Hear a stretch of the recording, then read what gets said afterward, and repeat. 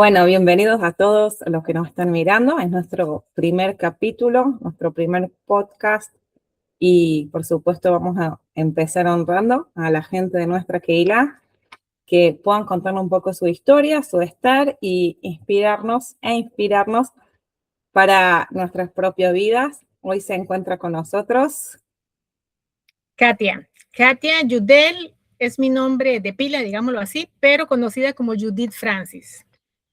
Ok, ya vamos a enterarnos por qué. Así que bueno, yo siempre le digo Judith, así que vamos a decirlo así. Judith, contanos un poco de dónde venís, un poco dónde comienza tu historia para que podamos conocerte. Romina, muchas gracias. Te quería hacer una introducción, algo curioso. Sabes que la mayoría de gente tiene más miedo a hablar en público que inclusive la muerte. Es raro, ¿verdad? Pero bueno, abriendo con esto, yo creo que es muy interesante poder compartir nuestras historias que sean inspiradoras y que bueno, que tal vez nuestra experiencia llegue a una persona que necesita tal vez una esperanza, una luz, una motivación, ¿verdad? Para sus vidas. Muchas gracias por el espacio y por invitarme a este video y poder compartir con ustedes. Yo vengo de Costa Rica, yo nací en Costa Rica, como escuchan mi acento arrastrando la R. En Costa Rica tenemos una característica que nos cuesta, o no pronunciamos la R como los americanos, arrastrada. Y es algo cultural. En general, los costarricenses hablamos de esa forma, además de muchos dichos y cosas diferentes que normalmente el español normal no lo entendería, nosotros nos entendemos. Y a veces se me sale una que otra palabra, por si alguno no entiende, luego me la pueden preguntar, con mucho gusto se la aclaro. Espero no salirme del español normal y poder ser clara. Bueno, les cuento que nací en Costa Rica, que vengo de una familia de pueblo, no de ciudad, sino de pueblo. Yo nací en una ciudad que se llama Grecia, de Alajuela. Grecia es un pueblito de una provincia que es de Alajuela, cerca en las faldas del volcán Poás, y vengo de familias agricultores, personas que les costó salir adelante, los estudios fueron difíciles, no religiosos. Pero mi abuela me contaba historias y cuentos de sus antepasados que le contaba a sus abuelas y a mí siempre me llamaron la atención. Curiosamente, a mí se me quedaban aquellos cuentos, historias y yo me las imaginaba y las soñaba y las pensaba una que otra vez y le hacía preguntas tratando de sacarle a la abuela más información de dónde ella conocía todas esas historias y detalles. Y yo creo que de todos los nietos yo pude haber sido la que indagó más de las historias judías que ella nos contó. Bueno, para contarles que la única práctica en mi familia era algo simple, las velas.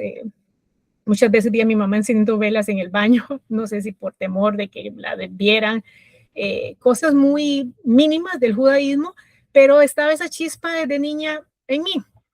Yo vengo de una familia de diferentes orígenes. La familia de mi mamá, antepasados, llegaron de Grecia y Yaván a España y de España a Costa Rica. Y la familia de mi papá parece también que venía de Polonia a España y de España a Costa Rica. Son dos culturas completamente diferentes, una de origen sefardí, otra askenazí. Sin embargo, me identifico más con la askenazí, a pesar de que pude haber sido más influenciada por muchas costumbres sefardíes, a pesar de que no eran religiosos. Cosas muy interesantes de niña que trae uno de esa identidad, esa huella o esa chispa, digo yo, que todos tenemos dentro de nosotros y que tal vez no la notamos y no sabemos que ahí está, pero está. Con el tiempo, bueno, me casé muy joven, me casé a los 15 años con un primo segundo de mi familia. Te voy a parar porque para vos es tu historia y la conoces, pero digamos que cualquier persona que nos escuche, si 15 años es una edad súper joven y preguntarte, digamos, en una costumbre de la familia, de la zona, del pueblo, ¿por qué, digamos, fue un casamiento tan temprano? Sí, fue una costumbre era muy de costumbre las chicas casarse jóvenes de 15 años entre familias, entre primos, parientes. Era algo como que no podemos casarnos con una persona de otro país o no podemos casarnos con alguien que no fuera familia o conocido de la familia. Como primos, había muchos matrimonios en mi familia que se casaban jóvenes y entre parientes. Era la costumbre, una costumbre judía que muchos ni siquiera saben que es de origen judío, pero pero se siguió practicando. Ya por hoy no creo que suceda, pero en mi época sí sucedió conmigo y con muchas primas y con mi mamá también se casó muy joven, mi abuela también, mi suegra también, la suegra mía era prima hermana de mi mamá. Entonces era un asunto entre familia y familias muy grandes, porque en ese momento se tenían 12 niños y cada niño tenía otros 12 niños y la verdad es que yo no conozco un montón de parientes míos que yo tengo familiares que están entrelazados entre sí, es bien interesante. Claro. Bueno, resultó que no duró mucho tiempo ese matrimonio, me divorcié muy joven, no, duró 9 años, es difícil tan joven, queriendo salir adelante con diferentes pensamientos y bueno, duró 9 años. Luego de eso yo empecé a estudiar y mi mamá enfermó, tuvo lamentablemente un cáncer muy terrible y a raíz de la situación del divorcio, que ya lleva una complejidad, tengo 2 hijos, tengo uno en este momento que tiene 36 años y otro que tiene 33. Soy abuela de 2 niñas, 2 nietas tengo, una de 17 años y una de 5 años. En ese momento yo quedé sola con mis hijos y tener que trabajar y estudiar para sacarlos adelante no fue fácil a una edad de 24 años. Mi mamá en ese momento enfermó de cáncer, mi papá, un hombre siempre muy responsable en cuanto a trabajo y proveedor de la casa, pero tenía un problema de alcoholismo, así que vengo también de una raíz donde vi a mis tíos y mis primos y todo el mundo, las 2 familias siempre tomaban mucho licor y el fútbol fue algo que me traumó mucho, creo, en mi vida personalmente. Y entonces... Judy, te pregunto un poco, te paro para preguntarte, digamos, vos lo contás, obviamente, años después, pasado esta situación, pero digamos, ¿cómo viviste esta situación, no? Digamos, con 24 años, tener que salir adelante, ¿qué actitud? Ahora se te escucha hasta en la entonación como fuerte, pero digamos, volviéndote a esta etapa, a los 24 años, ¿cómo viviste vos en el sentimiento, en las posibilidades de accionar esta realidad, ¿no? Que te tocaba 24 años, yo con un año menos recién conocí a mi marido y tener que estar, digamos, a la buena de Dios a ver cómo saco adelante 2 criaturas.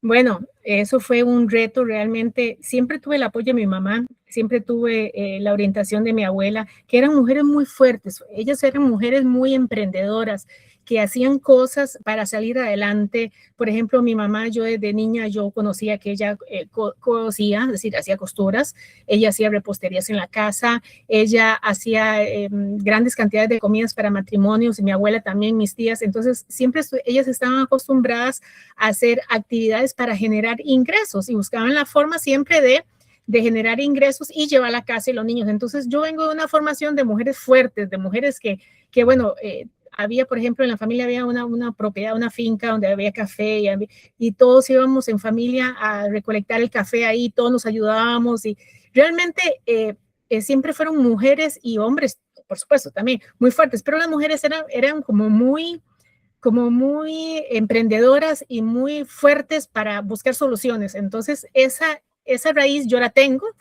Y cuando yo me casé a los 15 años, yo me sentía ya completamente capacitada. En ese momento yo pensaba que ya podía cocinar, que ya podía planchar, que ya podía limpiar, que ya podía cuidar niños y que ya podía hacer de compras y ya me podía hacer cargo de una casa. Imagínate, con 15 años. Hoy en día una muchacha de 15 años, la verdad es que yo no les veo figura para poder enfrentar una responsabilidad de estas. No les veo la mentalidad ni la madurez. Sin embargo, a nosotras nos capacitaron, digámoslo así, desde la casa muy chicas y veníamos sí, con una crianza totalmente diferente, ¿sí? Sí, por supuesto. Comparemos más años más atrás, un niño ahora a los 6 años, ¿no? A los 15, ¿qué hace y qué hacías vos?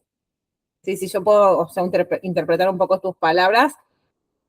Vos llegaste a los 24 años pues no, es lo que hay que hacer, no hay acá momento de llorar, o sea, esto es lo que se hace, se rebanan los puños y se trabaja.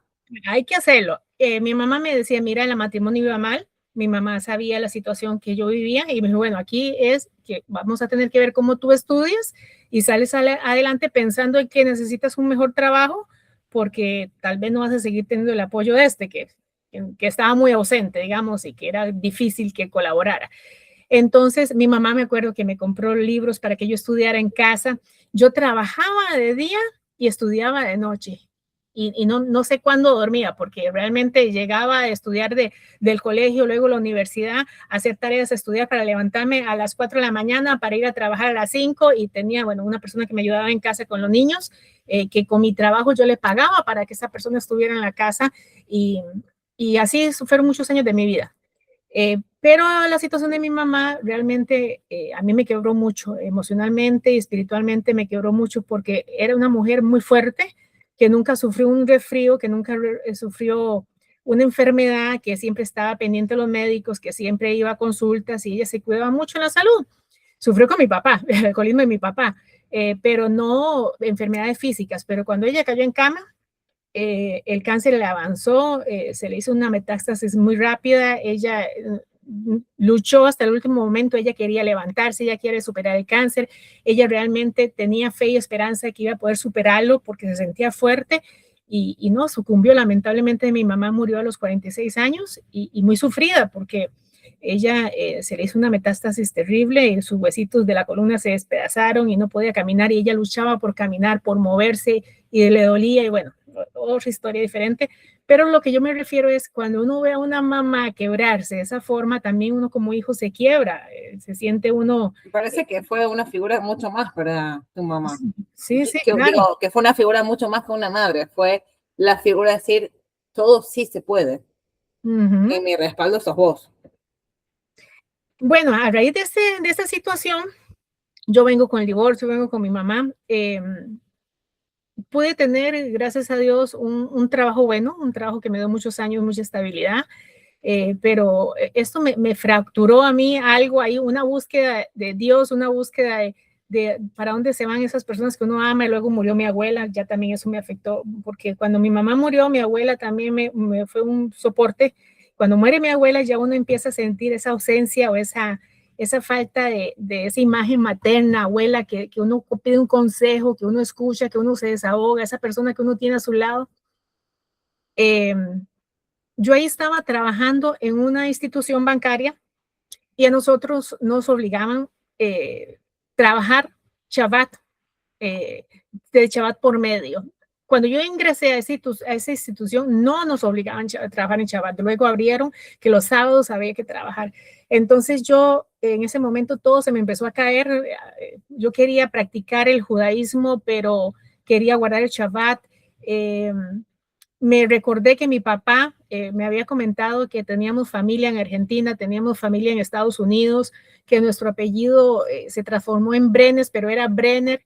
Entonces, en ese momento, aquí viene la otra parte de mi búsqueda, ¿verdad? Yo busqué un rabino, Brenner, y fue cuando me apareció el rabino Brenner de Perú, el gran rabino Perú. Y yo le pregunté a mi papá, mira, ¿tú lo conoces? Se me parece conocido, pueda que sí, puede que sea esta familia, pues contáctalo, mándale un mail. Yo fui obediente a mi papá, yo le mandé un mail al rabino y le conté la historia y le dije que quería aprender judaísmo y practicarlo, pero que estaba sola y no estaba en una comunidad y que no tenía nadie a mi alrededor que me apoyara en esto y que era un sentir que yo necesitaba hacerlo y necesitaba buscar la forma de aprender y de practicar, porque mi deseo era ir algún día a vivir a Israel.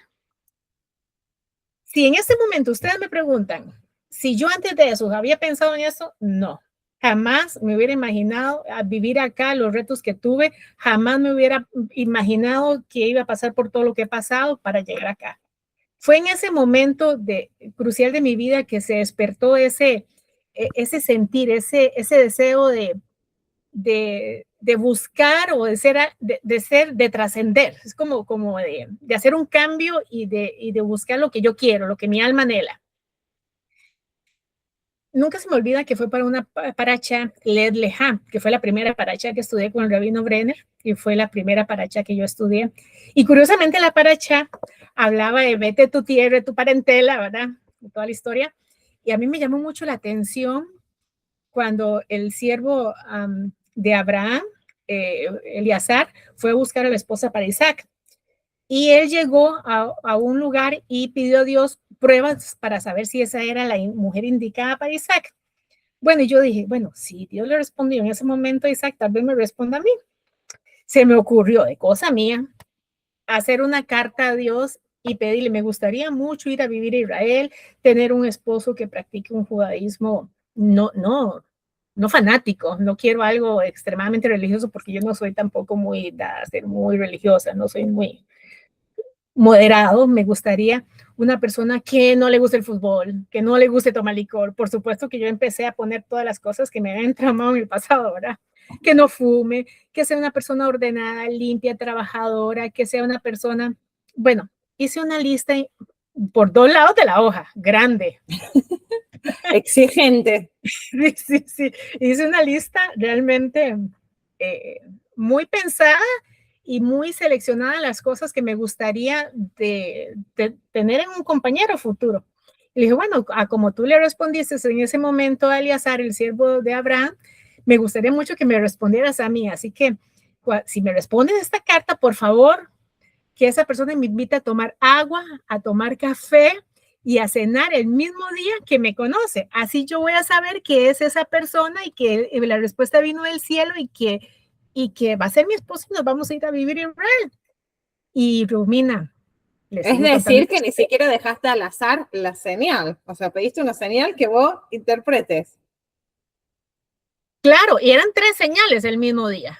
Es decir, la persona que me conocía ese día tenía que darme esas 3 cosas en ese orden. Agua, café y cenar. Para poder yo saber que era la persona adecuada o la respuesta de esa carta. Bueno, en ese momento yo guardé esa carta en un Tanakh que tenía, me comuniqué con el rabino Brenner y él me siguió mandando información y bueno, me recomendó inclusive ir a Estados Unidos a buscar a sus parientes de mi papá, porque tenía que comprobar mi historial de judaísmo. Eso era complicado porque, Romina, muchas veces no es culpa de nosotros que nuestras familias hayan querido salirse o dejar de practicar el judaísmo, no quieren ser parte de una sinagoga, no quieren pagar la membresía o no quieren que ver con una comunidad. Hay muchas personas que tienen ese problema que yo tuve y muchas personas que prefieren evitar y decir que inclusive descienden de judaísmo por temor, por miedo, por todo lo que pasan. Y yo entiendo perfectamente que mi familia en Costa Rica vivió y sintió eso. Ellos se sintieron en peligro y se vieron que era peligroso que supiéramos que teníamos raíces judías porque ellos sentían que corríamos peligro. Y en eso se realidad vive en Costa vos Rica. buscaste evidencias y ellos intentaron que no haya evidencia. Por supuesto, ellos, yo no me explico cómo hoy en día sale un montón de gente diciendo que tiene evidencias, donde más bien en ese entonces se eliminaban las evidencias porque eso podía ser para las familias algo muy peligroso, todos lo sabemos. Sí, una sentencia realmente. Bueno, yo entiendo a mi familia cuando llegaron a Costa Rica, yo sé toda la historia de mi familia, por qué llegó a Costa Rica, dónde compraron las tierras, cómo se reunieron, cómo nacieron todas estas ciudades que, por ejemplo, Grecia, yo puedo decir orgullosamente que esta ciudad fue fundada por familias y dentro de ellas, mi familia era una de ellas. ¿Por qué? Porque estaban recordando el origen donde venían, de Grecia, el país, vinieron a formar una pequeña Grecia en Costa Rica. Y bueno, y así un Atenas, y así hay un montón de Cartago, y hay un montón de ciudades que tienen mucho origen de judaísmo y son personas que hoy en día ni siquiera saben que descienden de judíos. Pero bueno, yo sabía que descendía y yo quería no demostrarlo, sino vivirlo. Yo quería realmente venir a Israel y reparar aquello que tal vez en el pasado se torció, se dañó, pero yo quería hacer las cosas bien a partir de un punto. Bueno, ahí fue donde vengo yo a Estados Unidos y fue algo impresionante, que fue la historia que te conté de mi esposo, el doctor Bruce Francis, cómo lo conocí y de ahí mi apellido Francis. Le dije inicialmente que mi nombre de pila es Katia Yudel, pero resulta que cuando llego a Estados Unidos me dicen Yudel es un nombre de hombre en Yiddish, es Judá, y la versión femenina de Yudel en Yiddish es Judith. Así que me dice el rabino de esa sinagoga, te voy a seguir llamando Judith, no Katia ni Yudel, te voy a llamar Judith. Entonces ya ahí me quedé Judith. Y Francis, porque mi esposo, el apellido en Estados Unidos se adopta. Entonces el apellido de mi esposo es muy bonito y la verdad es que me lo pusimos en los papeles y me quedé como Judith Francis, conocida así.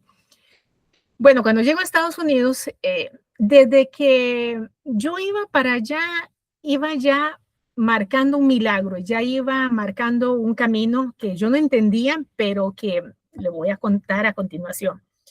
Primero que cuando yo me fui para allá, unos, tal vez 3 meses antes de irme para allá, de tan siquiera comprar el tiquete, yo estaba haciendo un trabajo en trabajaba en una venta de carros, y la hija del dueño de la venta de carros, su mamá vivía en Estados Unidos. La niña se enfermó y yo estuve cuidando a la chica en la casa, entonces yo hice un contacto con la mamá de esta chica en Estados Unidos y ella y yo hablamos algunas veces. Una peruana muy agradable, muy linda, que yo por hoy le agradezco enormemente, porque fue una persona que sin conocerme me ofreció irme para Estados Unidos, recibirme, y de hecho fue y me recogió al aeropuerto, cosa que yo no la conocía, yo no sabía quién era. Increíble. Y fue y me recogió al aeropuerto. Yo, sin un inglés mínimo o nada, prácticamente llegar sola a Estados Unidos, fue algo sorprendente. Cuando ella me recoge, yo me sentí de verdad respaldada por Dios en todo momento, porque no me costó entrar a Estados Unidos, yo iba con visa. Me dice ella, como a los 2 días ella le pasó algo en su pie, no sé qué. La cosa es que ella necesitaba, a los 2 días que yo llegué a Estados Unidos, que alguien le llevara a su niña al colegio. Estaba nevando, estaba todo blanco. Romina, cuando uno no tiene la experiencia de nieve y llega a un país que todo está blanco, es un shock, porque aparte de que son calles muy grandes, autopistas muy grandes, yo vengo a un pueblito y venir a una gran mega ciudad, ya eso es un shock. Otro idioma es un shock. Y todo blanco es otro shock, porque ¿por dónde se devuelve usted si todo está blanco? Ni siquiera recordar que doble en la esquina porque todo es igual. Es que es muy choqueante el cambio, todo. O sea, claro, la nieve, la ciudad, el aeropuerto, todo. Claro. Ahora, me devuelvo un poquito para comentarles que yo cuando me fui ya para Estados Unidos, ya mi hijo mayor estaba emparejado, no se había casado, pero ya vivía con su pareja. Mi otro hijo menor ya era mayor de edad y él se quedó con mi papá. Entonces, yo había pensado en ese momento que cuando mis hijos fueran adultos, ya yo iba a seguir mis sueños o los deseos de mi corazón. Entonces, por esto fue que yo me fui ya en Estados Unidos sabiendo que mi hijo mayor estaba ya con su pareja y mi hijo menor, mayor, pero con mi papá. Al final se acompañaban los dos y estaban bien. Y mi papá me dijo, mira, ve y prueba. Si te gusta, bueno, y si no te devuelve, no tiene ningún atraso, ningún problema en devolverte. No estás yendo como ilegal, no estás yendo por necesidad, sino que es un asunto que tú estás buscando para cumplir un sueño tuyo. Entonces él me apoyó. Bueno, ese tercer día después de que yo llegué de Estados Unidos a Elizabeth, ella me dice que por qué ¿por qué no le ayudo yo con su niña? Que le lleve la niña a la escuela. Y yo le dije, claro, yo con mucho gusto, yo le llevo a la niña a la escuela, yo tengo licencia, me cubre como turista y curiosamente mi teléfono le servía el internet. Eso es algo que a mí me extrañó mucho, porque en buena teoría no debería haber servido en ese entonces el internet de mi teléfono, pero le servía el Google Maps perfectamente. Entonces yo le dije a ella, bueno, con esto yo lo llevo y lo traigo y no hay problema.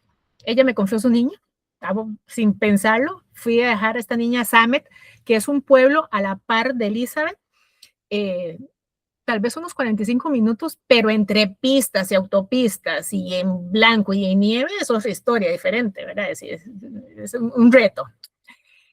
Bueno, yo fui a dejar a la muchacha a la escuela.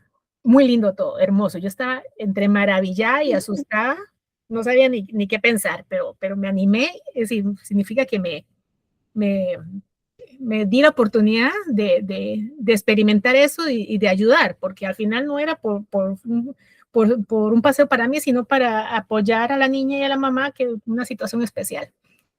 Cuando llego a la escuela y dejo a la niña, el teléfono se me apaga.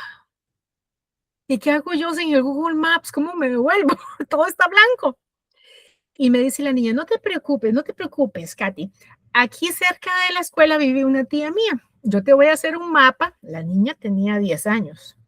Yo te voy a hacer un mapa y tú con el mapita llegas donde mi tía Pilar y le dices que llame a mamá y se ponen de acuerdo.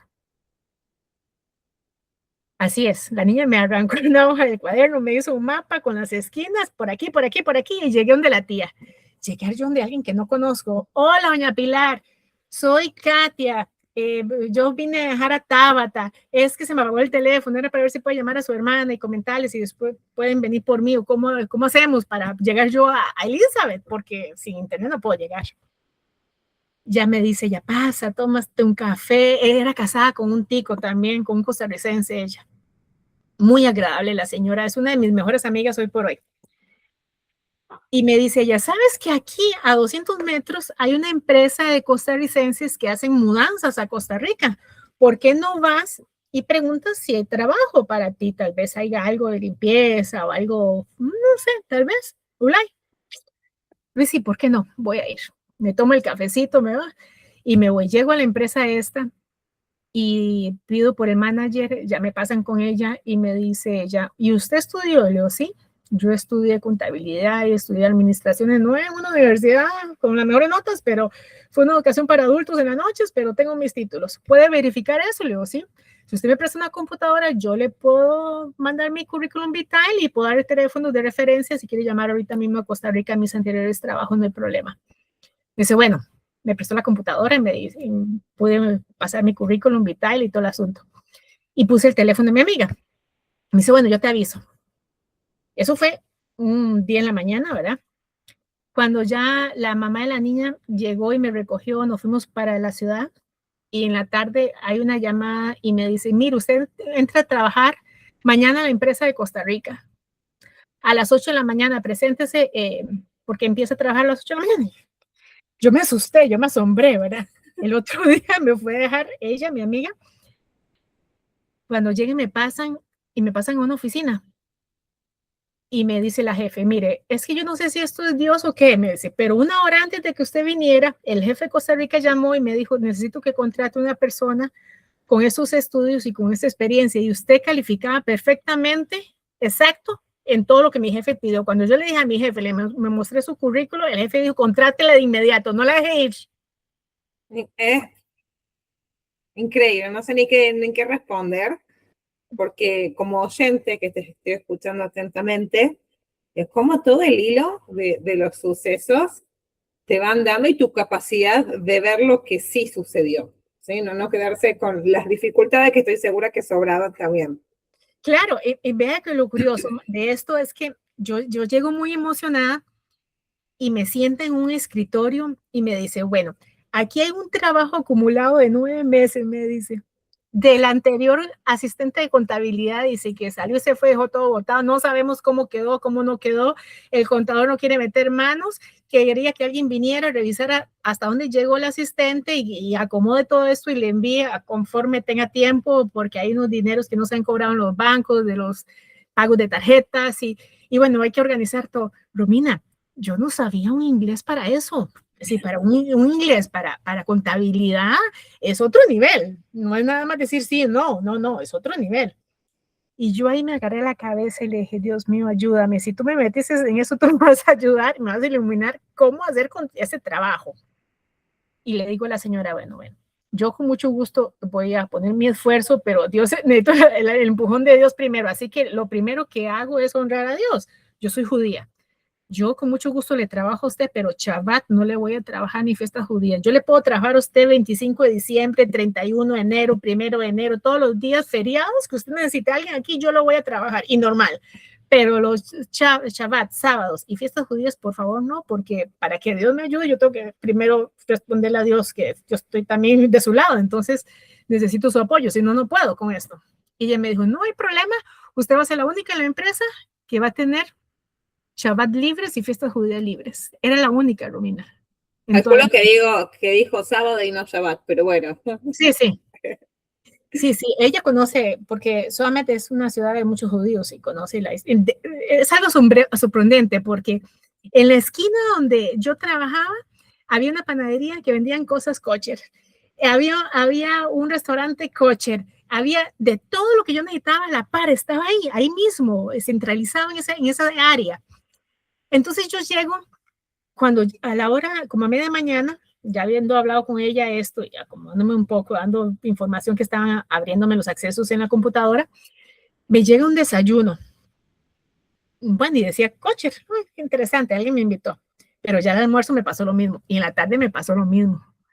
Ya yo en la tarde, ya yo me sentía un poco incómoda y cómo pregunto, ¿y qué es esto? ¿Verdad? ¿Qué está pasando? Y yo hice un poquito de catcher, amistad con una de ellas, de las oficinistas, Y le pregunté, Heidita, ven acá, cuéntame que es que me están trayendo comida kosher y quién me lo trae, porque si yo no lo he pagado, no tengo ni plata para pagarlo. Y me dice, no, es que aquí... Te lo pago cuando cobre. Es que aquí tenemos una costumbre. Aquí, cuando una persona empieza a trabajar, le vamos entre todos a invitar a desayunar, a almorzar, tomar café y cenar, para que inclusive se vaya hasta cenado, hasta que le paguen el primer salario. Entre todos los compañeros nos turnamos. Y como supimos que era judía, porque lo escuchamos, todo te lo vamos a comprar kosher. Bueno, ya yo Quiero trabajar ahí. con un nudo aquí en la garganta, ¿verdad? Wow. Recordarme me impresiona. Yo me quedé impactada, Romina. Fue algo impactante. Salgo del trabajo y quedamos con mi amiga que yo me iba para donde la hermana, que vivía a 200 metros, y de ahí me recogía. Cuando llego donde la hermana, donde Pilar, y me dice, Pilar, usted definitivamente está bendecida por Dios, porque yo tengo un cuarto aquí en el basement, en el sótano, que está nuevo, que remodelé el basement nuevo. El cuarto tiene baño, sanitario, todas las necesidades. Está con refrigeradora, con cocina, con cama nueva, con cortinas, con calefacción, todo nuevo. Y te cobro tanto por mes para que no tengas que moverte en tiempo de invierno y todo lo decís, señora, muy lindo, pero yo no tengo ese dinero. Es decir, no puedo, porque lo que yo llevaba Me inicialmente... están comprando el café porque no tengo ni para el café. Romina, cuando yo llegué a Estados Unidos y la amiga esta me recogió, yo le di lo que yo traía para que fuéramos a comprar comida y tuviéramos en la casa una alacena. Porque inicialmente la idea era que yo le ayudara con sus niños, con su perro, con su mamá, mientras que yo buscaba un trabajo y bueno, iba buscando las otras cosas que yo tenía interés. Bueno, Romina, yo le dije a ella, no puedo. Y me dice, no se preocupe, ya tiene trabajo. Con el primer pago me paga un poquito y me va pagando un poquito, hasta ajustándome hasta que me vaya, ya pueda pagar la mensualidad completa. Eso es paranormal. Yo le doy 3 o 4 meses para que se ajuste porque yo sé que tiene un trabajo estable y que va a estar bien ahí. Las hermanas se pelearon porque la otra me quería con ella, esta me quería ahí. Es decir, era una situación, pero por supuesto que era lo que a mí me convenía, estar en este lugar. Además de que había una sinagoga cerca. Y bueno, gente de Costa Rica, comida kosher. Bueno, llega el primer pago. En el primer pago, yo le digo a una compañera que si me puede dejar en un supermercado para comprar cosas kosher, porque yo quería hacerme un stockcito de cosas para tener en mi cuarto, rápidas, sencillas, para tener, pero kosher. Pero yo no sabía ni qué comprar. Romina, uno llega a un país y uno no sabe las marcas, no sabía bien el idioma, uno se siente extraviado realmente. Cuando me deja esta compañera, porque nosotros nos pagaban los miércoles en las tardes, en el supermercado, y solamente hay una persona comprando en ese supermercado, un hombre. Y yo dije, ay, que me hagan de ir a saludarlo, pero ¿qué le voy a decir? Hola, soy una costarricense, tica judía, vengo llegando, no sé inglés, quiero ir a vivir a Israel, ¿qué le voy a decir? Yo varias veces sentí el impulso de saludarlo, hablarle, pero me eché para atrás porque yo no me voy a entender. Es decir, yo me hice hacia atrás porque yo dije, este hombre no sabe ni quién soy, ¿cómo voy a entablar una conversación? Era la primera persona judía que yo veía en Estados Unidos. Y hay un choque cultural que, digamos, que el latino es como súper efervescente y lo hace y vas y saludas y lo que sea, y no sabes, cultura nueva, ¿cómo lo va a tomar? ¿Qué va a decir de todo esto, no? Claro, entonces yo estaba lejos de él, pero yo iba viendo todo lo que él ponía en el carrito, puso esto otro, y todo lo que él ponía, yo lo ponía en el carrito también, porque yo dije, bueno, si es bueno para él, yo lo voy a probar a ver si me gusta a mí. Por lo menos sabía qué cosas comprar. Bueno, ya Trabajo de espionaje. él pasó la caja y se fue, pero yo nunca lo vi de frente, realmente yo no le vi su rostro, yo me fijaba más en las cosas que compraba y ponía, porque yo lo vi de espaldas. Bueno, pasan 2 años, el rabino Brenner me sigue orientando cómo conocer una comunidad, porque necesitaba ser parte de una comunidad para poder hacer aliyá. Tú sabes que una de las cartas que piden es pertenencia a una comunidad, de que tú eres activa en la comunidad.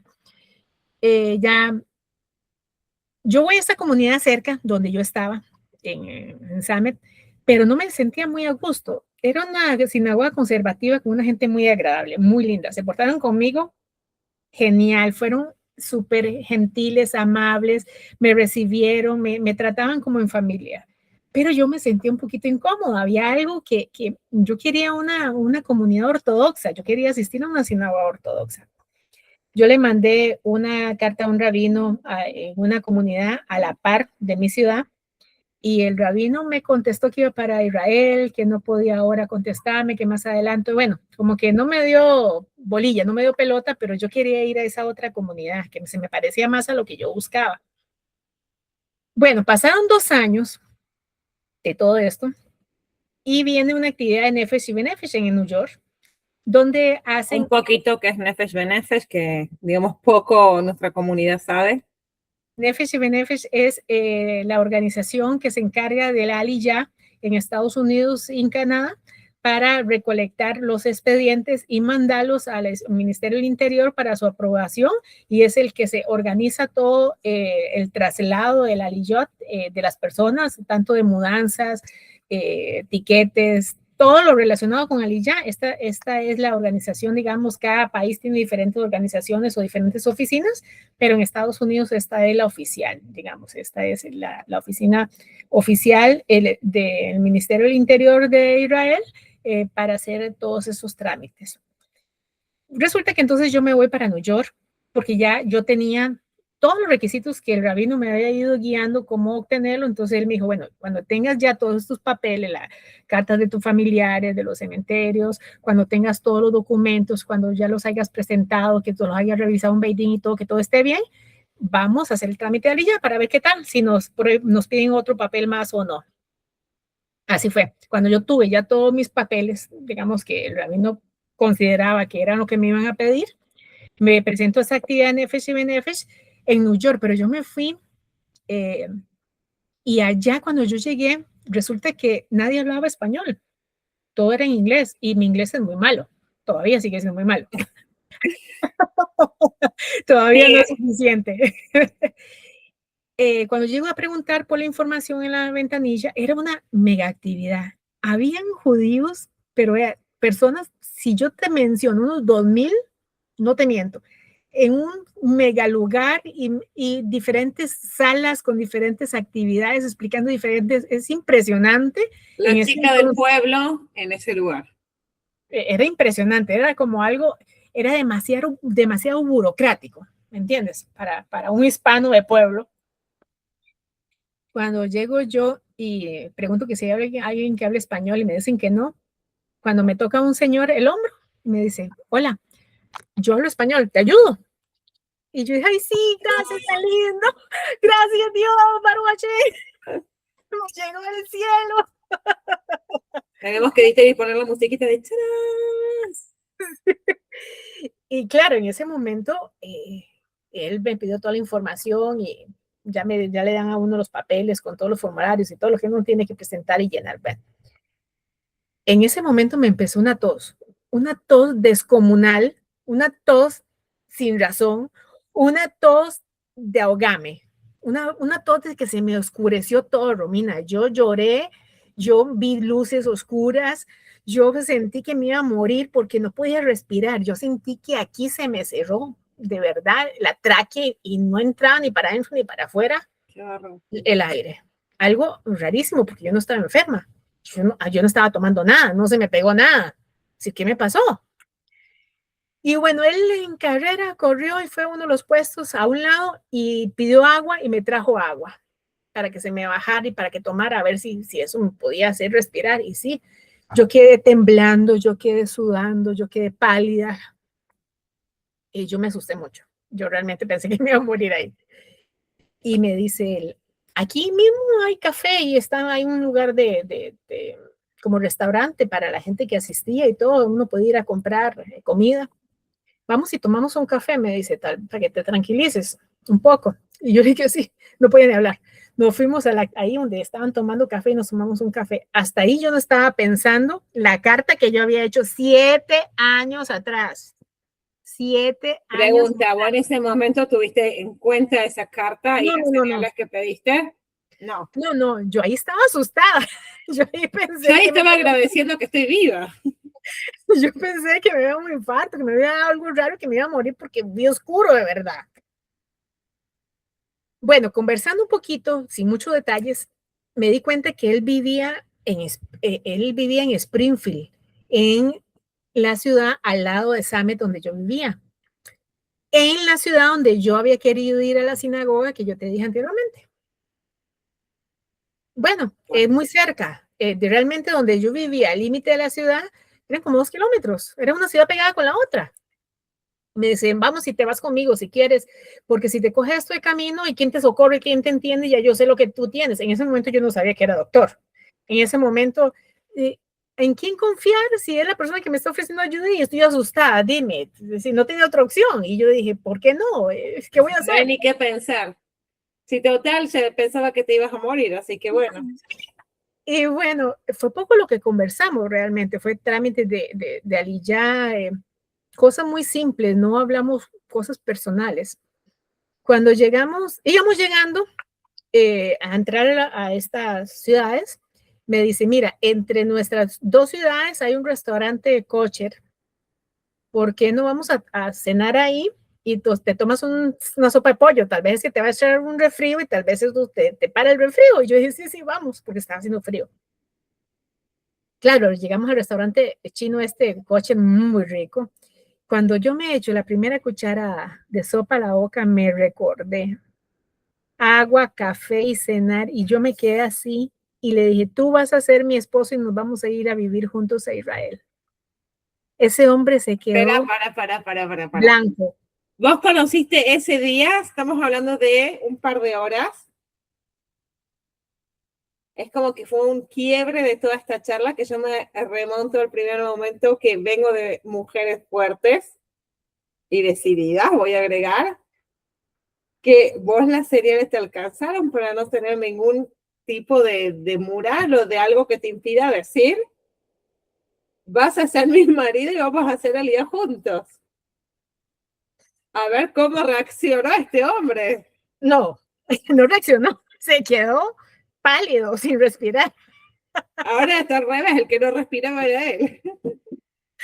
Él se quedó que no podía entender qué le estaba yo diciendo, pero a partir de ahí, el significado o digamos el haber conocido a Bruce fue un antes y un después, porque eso me activó a mí la fe y la necesidad de saber de que Dios estaba conmigo, que me estaba respaldando y que estaba en el buen camino y que por ahí tenía que seguir.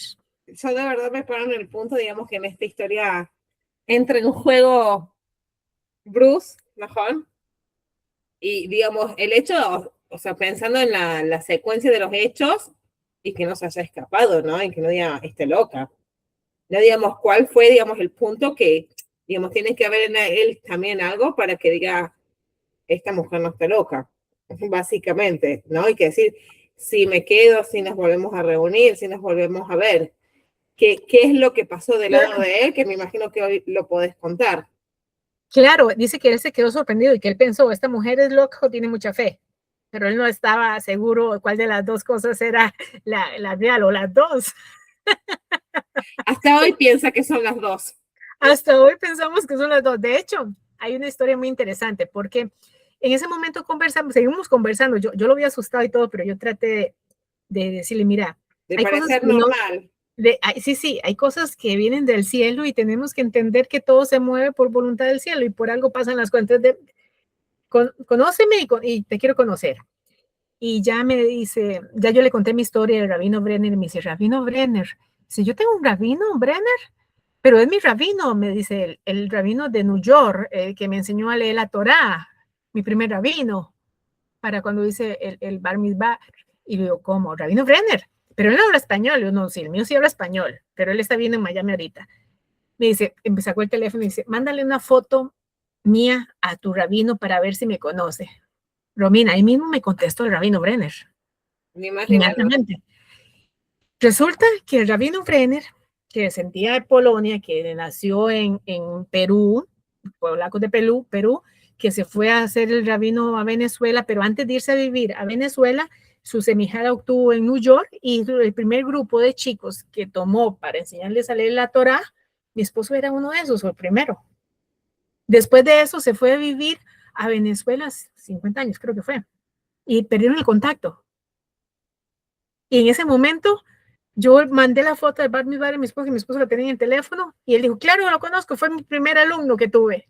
Dile que yo los voy a ir a casar a New York personalmente. Editamos. ¡Tarán! Ese hombre se quedó más frío todavía, más congelado, porque él tenía 7 años de viudo.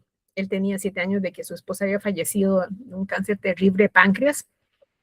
Y él había pensado en hacer aliyah, pero no quería obtener una, digamos, una pareja en Estados Unidos. Lo hicieron varios shidduchim, pero él no fue, porque él me decía, mira, a las mujeres de Estados Unidos les interesan las casas, sus familias, y todo esto las ata y no las dejan irse para Israel. La mayoría no quieren irse a vivir a Israel, si viven muy bien en Estados Unidos. Entonces dice que él con todo lo que vivió con la situación de su esposa, él no estaba pensando en pareja ni había pensado en conocer a alguien para este fin. Un doctor ya que estaba a punto de pensionarse. Eso es algo muy impresionante. Él habla un español con acento italiano, porque él de niño, él tuvo un amigo de Puerto Rico, creo, que le enseñó español en la escuela. Y luego él fue a estudiar medicina en Italia, entonces este español que aprendió de niño le sirvió en Italia para aprender italiano.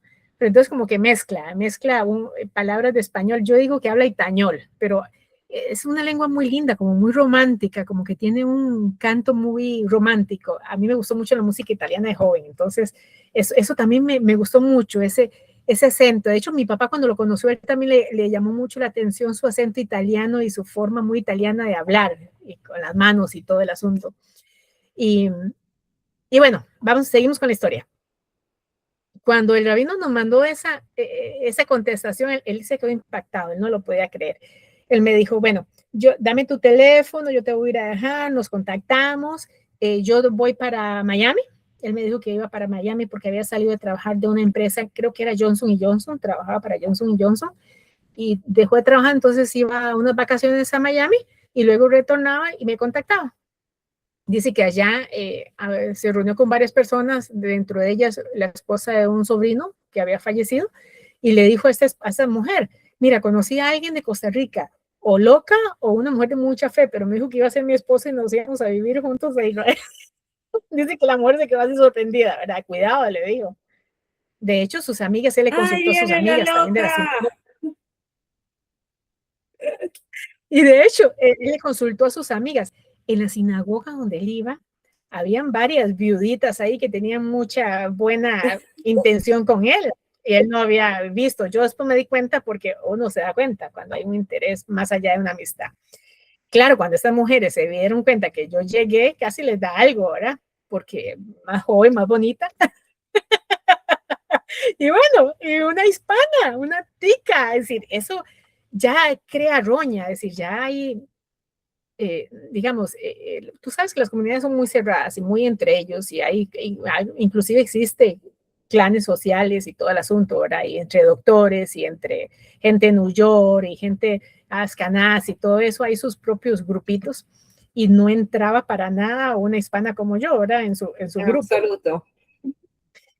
Bueno, después de esta historia, él llega de Miami y me contacta, y a mí me hizo una gran gracia porque él me trajo un regalo, y él me trajo unos aretes y un collar de Miami. Y acordate que en la parasha de Leja, una de las señales o una de las marcas que Eliezer le dio a Rebeca eran joyas, de que ella iba a ser la esposa de Isaac. Era como el compromiso sellado, esas joyas. Cuando él me trajo eso, más alegría y más seguridad tenía yo. Él no entendía por qué yo estaba tan feliz, pero yo sabía que era él. Y si él me decía ese día, vámonos para allá, para Israel, yo le digo, vámonos. Bueno, él estaba en su proceso, y se le ofrecieron otro trabajo, le faltaban unos 2 años, creo, para pensionarse. Entonces le ofrecieron en otra compañía farmacéutica otro trabajo, y seguimos hablándonos y conociéndonos, pero él todavía tenía miedo cómo iban a resonar sus hijastros. Él tiene hijastros y nietos de sus hijastros, y cómo iban a reaccionar sus amigos y todo cuando me conocían, ¿verdad? Pero no hubo ningún problema con ninguno de todos. Yo creo que todos vieron que esto venía del cielo, y fue muy fue muy bonito. Conversando, nos dimos cuenta de que él iba a comprar a un supermercado comida coche los miércoles a las 4 de la tarde, porque estaba vacío. ¿Qué pasó, Romina? Que 2 años atrás, el hombre que yo vi en el supermercado era él. Comprar a esa misma hora porque el supermercado a esa hora estaba vacío antes de que llegara la gente. Vos dijiste, Nos era el quedamos único que estaba. Sí, él y yo nos quedamos impactados. ¿Qué hubiera pasado si yo le hubiera hablado en ese momento a él? ¿Qué hubiera pasado si yo me hubiera acercado No y era no el era momento. tiempo? Yo tenía que recoger todos los documentos que necesitaba y todo lo demás. Bueno, bendito Dios que empezamos esa amistad y muy rápidamente me ofreció matrimonio y nos casamos 6 meses después de que nos conocimos. Pasó una historia muy, muy interesante. Yo no sé si yo te conté lo del anillo. Bueno, yo en ese momento estaba trabajando y él llegaba a trabajar y a veces me invitaba a comer y a veces preparaba comida y eso me encantaba porque es un chef espectacular, cocina delicioso, estilo italiano. Y para un día no fue la muchacha que le hace la limpieza y le lavaba la ropa en su departamento. Entonces yo le dije, mira, yo puedo llegar más temprano, con mucho gusto, yo te hago la limpieza y te lavo lo más importante en la casa. Déjame a mí preparar esta vez comida, porque siempre él me preparaba y saboreaba los platillos exquisitos que hacía italianos, pero yo quería prepararle también algo, como para que sepa que yo también sé cocinar, ¿verdad? Y me dice, Desde los mira, 15 fíjate que años. se me perdió. Sí, me dice, fíjate que se me perdió una llavecita del banco. Si tú la ves, él me mandó una foto como son, no sé si has visto esas cajas de seguridad del banco que tiene una llavecita pequeña. Si tú la ves en algún lado, me la guardas. Tal vez fue que la dejé por ahí y se me perdió. Tal vez en la ropa. Revisa, si me vas a hacer el favor de lavarme, revisa la ropa que no vaya por ahí. Bueno, yo empecé a revisar y acomodar todo.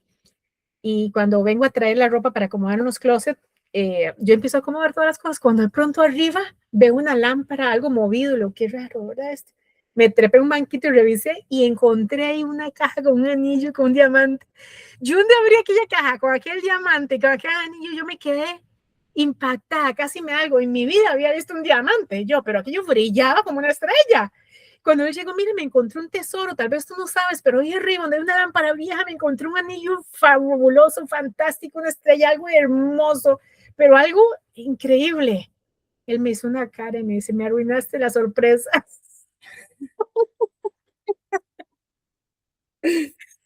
¿Lo qué? Me dice, sí, es tu anillo de compromiso, ¿te quieres casar conmigo? Me dice, ay. Y todavía no se lo olvida, cada vez que lo entrevistan o le preguntan, él dice lo del anillo, que jamás pensó que yo le fuera a ¿Qué llegar el auto anillo. propusiste? Mira, qué impresionante, porque todo esto tiene una relación con la paracha, con las joyas y con el valor y con el sello de compromiso, el anillo, que es como como la verificación de que es, ¿verdad? Bueno, nos casamos 6 meses después, el rabino Brenner vino y nos casó en Springfield, en la sinagoga esta que el rabino no me había dado anteriormente de bolilla, ahí nos casó. Y fue muy interesante porque en nuestro matrimonio hubieron mesas hispanas de mis amigos y mesas americanas de sus amigos, unas a cada lado. Y fue algo diferente, algo no atípico, digamos, en la sinagoga. Y fue algo muy lindo porque ni él lo esperaba, yo no lo esperaba que todo esto fuera a pasar de esa forma. Jamás me imaginé que toda esa historia me fuera a traer digamos, a vivir todas esas cosas, ¿verdad? Para ser aliyah. Ahora, ¿cómo comenzó el camino mío a Israel? Bueno, empezó cuando yo de verdad le pedí a Dios que yo quería practicar y guardar sus mandamientos y vivir en Israel, pero que también necesitaba, siendo sincera, un compañero y alguien porque eh, quería tener una persona a mi lado para compartir juntos y vivir esta experiencia, ¿verdad? Con cosas afines, que es lo más importante.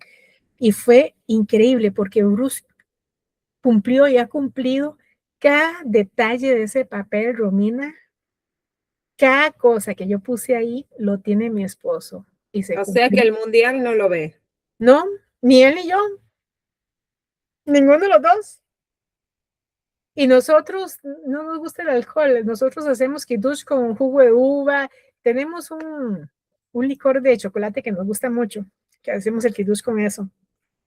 Llevamos, pues sí, botellas de licor, de vino, cuando vamos a alguna casa o algo, pero aquí muchas veces yo las regalo porque ni él ni yo tomamos licor, no nos gusta. Y no fuma y es súper ordenado, súper limpio, súper organizado, súper trabajador, súper humano. Tú sabes que los médicos tienen ese carisma de ayudar, ese corazón, esa onda, por eso estudiaron eso. Exactamente. Ese Ahora, es Yuri, te pregunto, una vez que digamos, yo creo, realmente lo creo profundamente, que la alianza en sí, digamos, dejando de lado tu historia, como el sueño rosa, el sueño dorado, ¿no? Que uno llega con una idealización de todo y siempre, siempre, siempre, en el 100% de los casos, hay un choque. Si hay un choque de cuando uno llega, de las dificultades que uno se enfrenta, cada uno desde su lugar y en su situación, pero bueno, ¿cómo sortearon esto? ¿No? Hay una diferencia cultural, hay una diferencia idiomática, digamos, vos lo viviste cuando llegaste a Estados Unidos, que todo esto, ¿no? De ir al súper, decir, ¿qué me va a gustar de todo esto? ¿Cómo fue, digamos, ese proceso de ustedes dos acá? Bueno, sí, realmente el construir esa nueva vida de nada, solamente mi esposo y yo, fue algo difícil. Sobre todo para mí porque en Nefesh y Benefesh había mucha orientación en inglés para los americanos. Y tenemos que ser sinceros, Romina, los americanos tienen otra forma de organización, de mentalidad y de forma de ver las cosas. Son muy diferentes a Los nosotros. americanos, los rusos, los franceses, digamos, cada cultura tiene lo suyo, los etíopes, cada cultura realmente es muy, muy diferente y su manera también de tomar el cambio. Y la realidad es que yo llegué y tuve un choque más fuerte que el que tuvo Bruce, porque aunque ya anteriormente habíamos venido a visitar esta ciudad y ya conocíamos Beersheba, anteriormente habíamos venido, nosotros de lo que nos casamos, aquí hicimos ya duramos 2 años.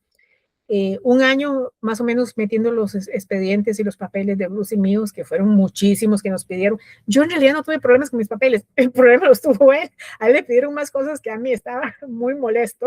Pero bueno, esas son otras historias. Pero duró un año el proceso de formar el expediente y que nos lo aprobaran. Luego, el otro año, vinimos a hacer el paseo de reconocimiento. Cuando él me trajo a Beersheba, yo venía muy asustada, Romina, porque aparte que el árabe que nos trajo por un camino de Hebrón, y uno, tú sabes que ves, hay cosas destruidas y cosas muy raras, y la verdad, él mismo me volvió a ver y yo lo volví a ver como, ¿por dónde vamos, verdad? Porque de pasar de vivir Estados Unidos, New Jersey, New York, a ver esto acá, es un choque, ya. Y el miedo, me dio mucho miedo.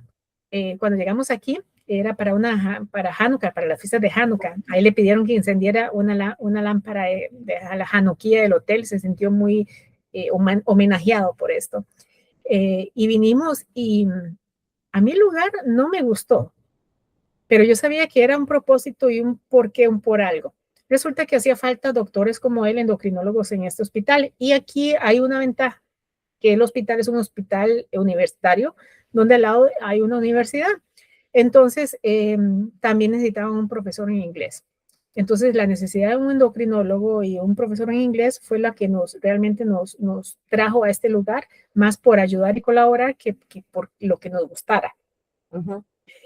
Cuando hicimos Aliyah, alquilamos una casa y vinimos a esta casa. Eso fue otro shock, porque por teléfono pagamos adelantado, nos pidieron 3 meses de adelanto de la casa. La casa era mega gigantesca, una casa con 7 cuartos para una pareja, un montón de condiciones, un montón de cosas. Llegamos y después de que habíamos pagado, la familia estaba viviendo ahí.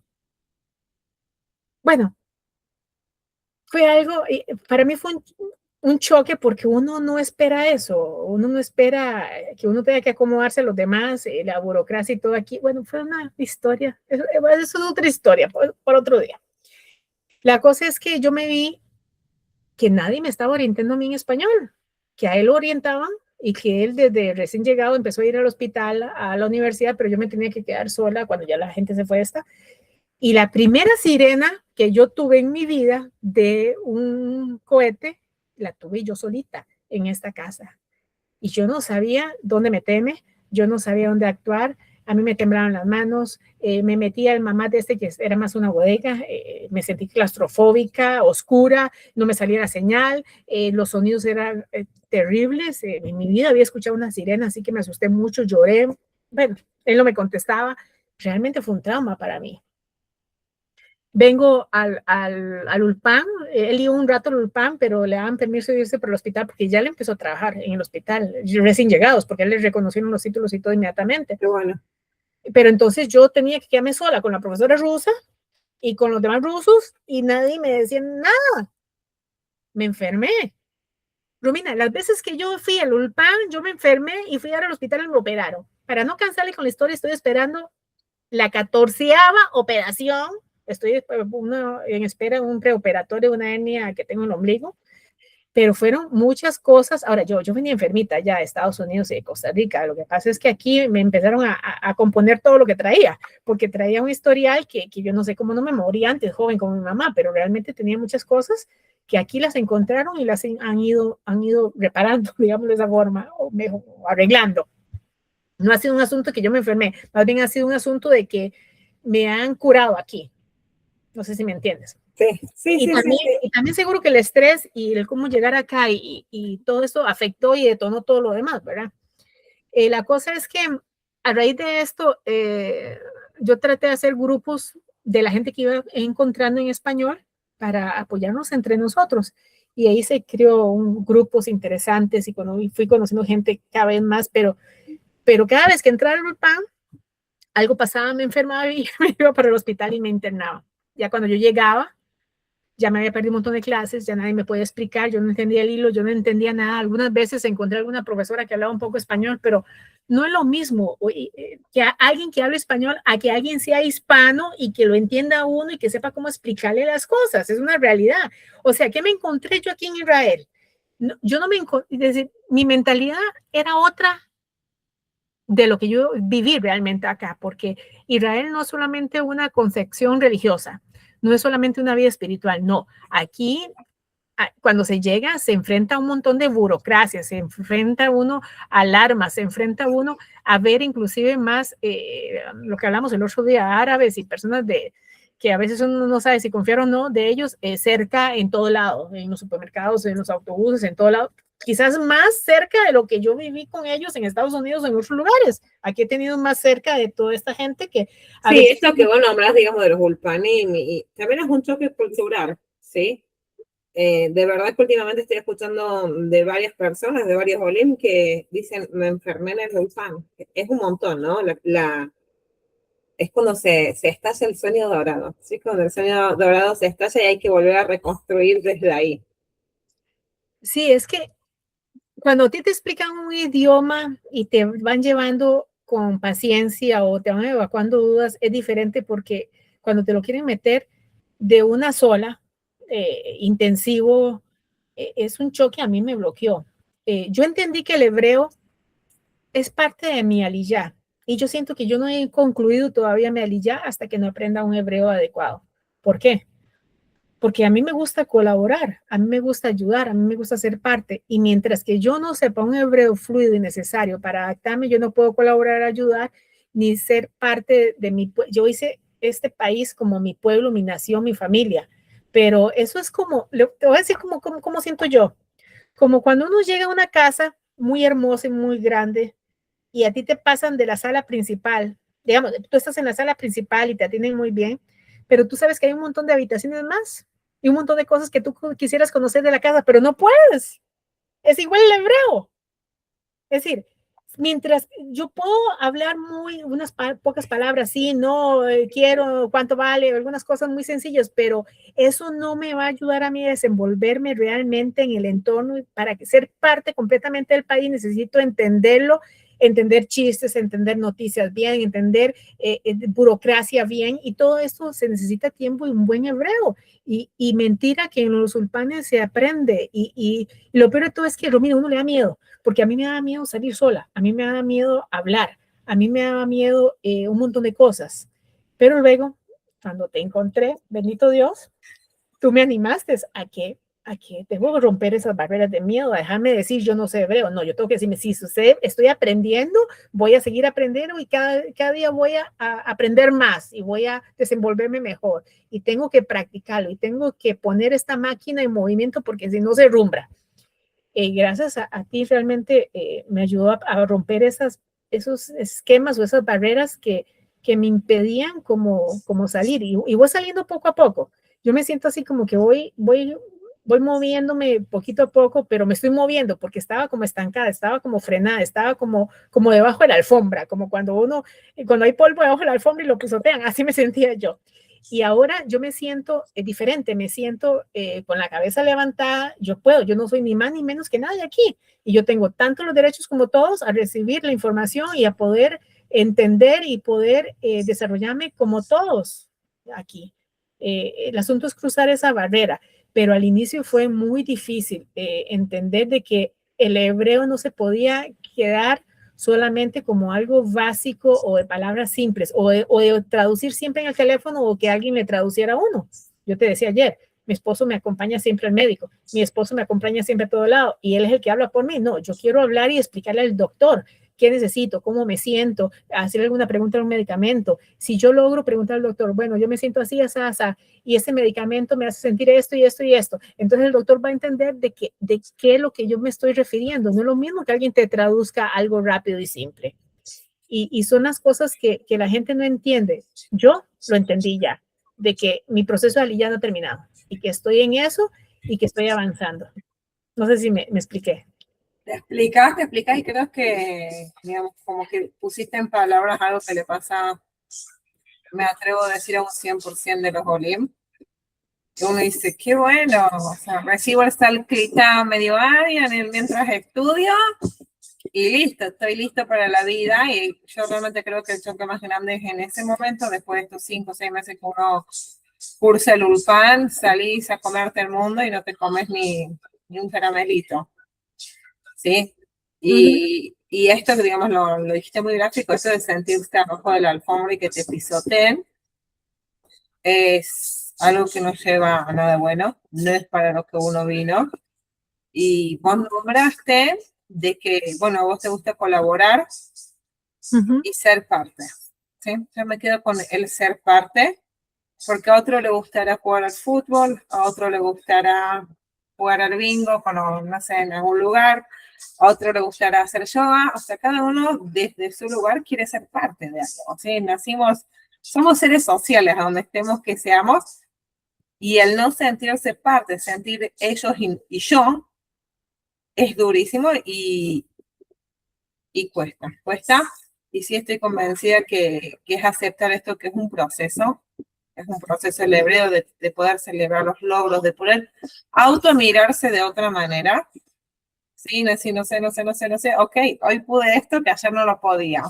Grande, chiquito, mediano, pero llega, lo grande también llega, pero abrazar este proceso es súper importante y bueno, espero que no me venga en contra de lo que voy a decir ahora, pero creo que es una mala orientación, ¿no? Vender como el paraíso cuando no discuto todas las cosas que buenas que tienen Israel. De hecho, yo misma elijo vivir acá con mi familia, pero bueno, de también decir, ok, te vas a tener que enfrentar con ABC, te facilita el decir a qué uno se enfrenta, no es como ir a ciegas o que te vendan una ilusión que no la es, ¿sí?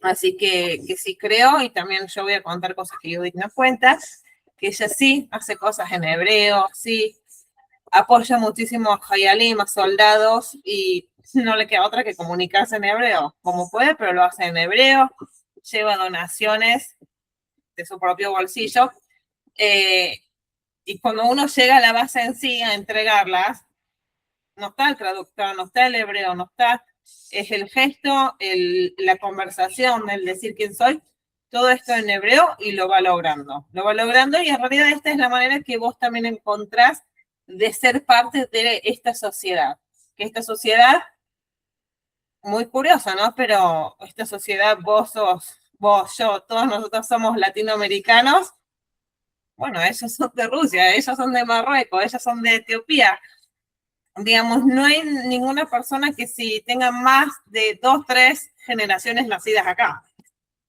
Todos son generaciones que vienen de otros países.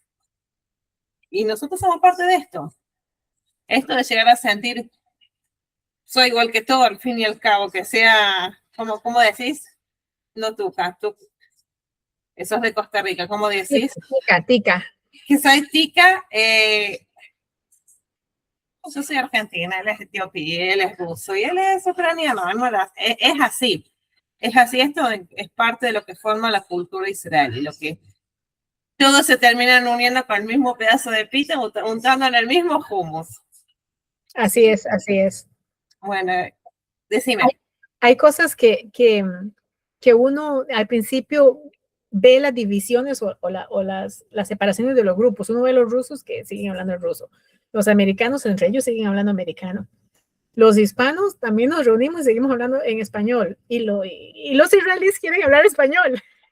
A mí me hace gracia porque mucha gente que me escucha hablando en español me dice, chiquitita, Sani Roxame de Sefardí. Y tratan de hablar español con uno y les gusta la lengua. Y les gusta la lengua, la cultura. Sí, les gusta, les llama la atención y es algo interesante cuando uno ve que muchos aprendieron viendo esos programas chiquititas, esas telenovelas creo colombianas y todo eso y aprendieron bastante español y no lo han olvidado. Igual como mi esposo que aprendió español teniendo un amigo de niño y bueno, se puede. Hay que encontrar la forma, hay que encontrarle la comba al palo, decimos en Costa Rica, o sea, la forma de poder aprender qué es lo que nos facilita o nos gusta, cómo desbloquearnos y cómo entender que sí podemos, que tenemos capacidades diferentes, pero todos tenemos capacidades y agilidades diferentes para desarrollar y no podemos permitirnos frustrarnos porque no la hemos encontrado, hay que seguir intentándolo. Eso fue la enseñanza que me dejó mi mamá y mi abuela siempre. Hay que buscar soluciones, siempre hay que echar para adelante, o sea, siempre hay que buscar cómo mejorar las cosas y bueno, lo que se puede reparar, qué bueno, y lo que no, seguir adelante caminando. Hay que disfrutar el día, el hoy, y son cosas lindas porque nos une como familia, como pueblo. Mira, en la pandemia fue algo impresionante lo que pasó con la pandemia en nuestros grupos, porque había mucha gente desconectada de los sistemas de salud, desconectados de la información. Sabemos que la información no está en español como quisiéramos, está en inglés, en ruso, en árabe, pero no en español para muchos hispanos y sobre todo Solín. Picuadores y todas estas organizaciones todavía no están esas ventanas abiertas en español para los que no han podido, hasta donde yo sé, todavía no están agilizadas. Algunos bancos a veces tienen alguna persona que habla español, pero algunos médicos, enfermeras hablan, pero no hay una apertura mucho al español. Uno entiende que los nuevitos necesitan sobre todo un apoyo, un acompañamiento, pero también, como tú dices, tenemos que poner nuestra parte, nuestro esfuerzo. También tenemos que nosotros en Costa Rica decimos echarnos al agua, nadar. O sea, si no nos impulsamos, y no nos arriesgamos, no vamos a saber si funcionó o no. Eso es como cuando uno así es, va a salir mira, y no sabe si va a llover. Creo que uno puede decir, o sea, inglés se habla mundialmente, no solamente en Israel, y así es como me toca ver gente que hace 30, 40 años que está en Israel y no habla una palabra de hebreo, porque siempre con el inglés se arregló. Los países que hablan ruso ucraniano representan el 80% o más de las alianzas en los últimos años. Por lo tanto, tiene respuesta en ruso absolutamente en todos los lugares, si es Coca-Cola, si es banco, si el servicio que sea, hay alguien que en ruso te hable. Árabe, por supuesto que también hay. Ahora, nosotros representamos una porción tan chiquita de la alianza que no hay respuesta en nuestro idioma, pero también nos posiciona en un lugar de que no tenemos otro que aprender y ser parte. No podemos hacer nuestro nido aparte y decir, no, los latinos seguimos hablando solamente español, español, español, y hay una obligación de sacar tu mejor versión para realmente adaptarte, ¿sí? Es como todo, ¿no? Mirar el medio vaso lleno o el medio vaso vacío. Sí, está claro que estos primeros empujones y tener a alguien no está de más, no está de más. Pero bueno, pensemos cualquier otro país que no haces alía, que migrás, nadie va a estar acompañándote y sobándote, decir la palmadita, vamos, jamón, que vamos al banco, que te abro la cuenta, te la tenés que arreglar.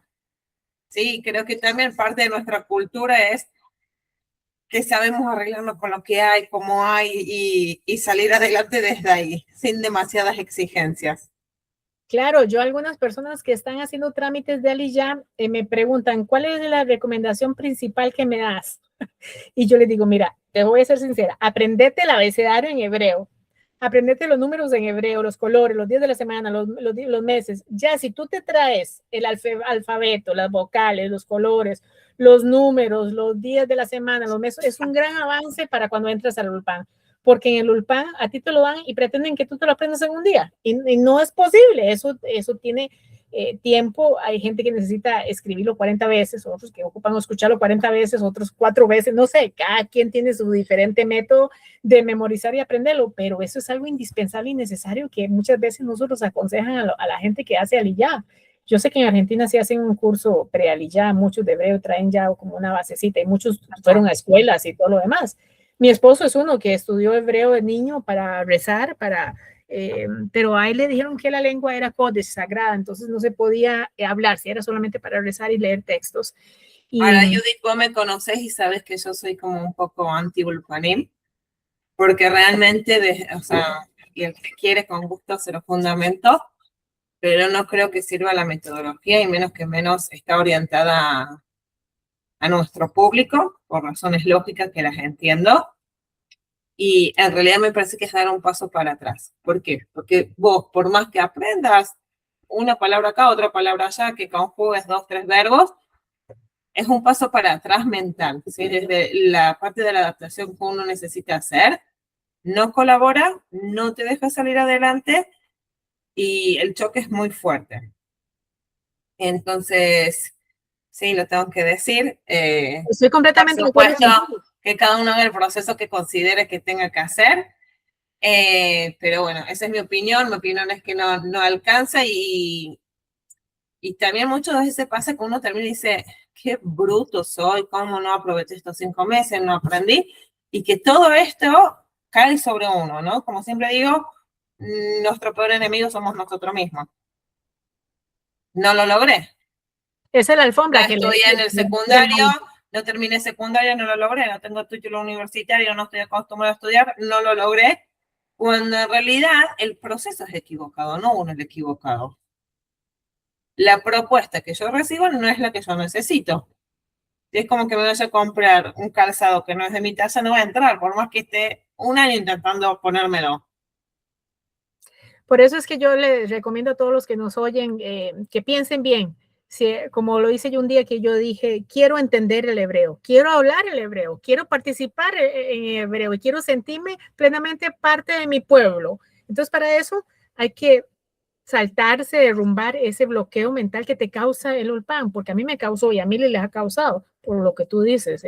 Es un trauma de cosas que te tiran encima y es como, yo pienso que es como sentir que le cae un edificio encima y no puede quitarse uno de encima las cosas porque lo frustran a uno. Yo lloraba, Rubina, yo lloraba en el Ulpan. Yo me sentía tan frustrada porque yo no tenía, o ponía atención o escribía o traducía, pero no podía hacer las 3 cosas al mismo tiempo. No es posible desde cualquier ciencia que uno estudie, que otra vez me encantaría decirlo, pero va a ser tedioso, no es posible. A nivel procesos cognitivos y mentales no es algo que es viable. No es viable un aprendizaje correcto de esta manera. Tengo una alumna que si lo va a ver, si está viendo esto, va a saber que es ella. Salía de un Ulpan, se acostó un Ulpan, salía, me llamaba llorando y me dice, me fui antes que termine descompuesta, me voy a tomar una pastilla para esto, para esto, para otro. Segundo día igual, tercer día, digo, no vayas más, no importa que perdiste, o sea, ¿cómo vas a terminar? O sea, el nivel de frustración, estrés que genera, no se puede aprender nada. Si intentas aprender a tejer, así no vas a poder. Y es una lástima la cantidad de profesionales que tenemos de nuestros países, que no está aprovechando Israel. Yo misma lo he hecho en unas reuniones de mi trabajo y de otros voluntariados que hago, que hay mucha gente capacitada y mucha gente profesional o semiprofesional que puede aportar muchísimo a este país. Sin embargo, están haciendo trabajos no calificados y se está desperdiciando. ¿Y qué pasa con esa gente? Un porcentaje muy alto se termina volviendo a su país de origen o buscando otro país que acepte los títulos. Pero bueno, no es el día que vamos a entrar en estas cuestiones. También coincido que hay profesionales no aprobados. Sí considero que tiene que haber un proceso de selección porque nunca falta el chanta, no de Latinoamérica, en general en el mundo, pero son muchas las trabas. Y bueno, el que logra sortearlas es el que termina ejerciendo. Así que, Judy, te quiero agradecer por este rato, historia fascinante. Muchísimas gracias, Romina. Muchas gracias por la oportunidad. Por supuesto, los leemos en los comentarios que puedan aportar, contarnos su parecer de historia o su propia historia. Claro, que esto sea para motivación y para ayuda de todos aquellos que están desanimados, que sí se puede y hay que seguir con la ayuda del cielo para adelante. Ni siquiera un paso para atrás para tomar impulso, todo para adelante con la ayuda de Dios. Muchas gracias, Romina, y gracias al cielo también porque te encontré de verdad y eres una respuesta también del cielo, porque de verdad yo le dije un día a Dios, por favor, yo necesito una ayudita en el hebreo porque algo me está aquí obstaculizando que no avanzo. Y yo quiero colaborar más, yo quiero ayudar más con los servicios de emergencia de Israel, con diferentes organizaciones, pero mi hebreo me limita y tengo conocimientos y puedo aportar mucho y no puedo y necesito mejor hebreo para poder ser parte de esa comunidad activa de apoyos voluntarios, de ayuda que me gusta hacer, que es mi esencia. Y bueno, vamos a trabajar en eso y vamos a seguir avanzando con la ayuda del cielo. Gracias. Vamos a dejar la incógnita si estaba en la lista de todo lo que querías o no. Y hasta acá, así cerramos con la incógnita. Sí.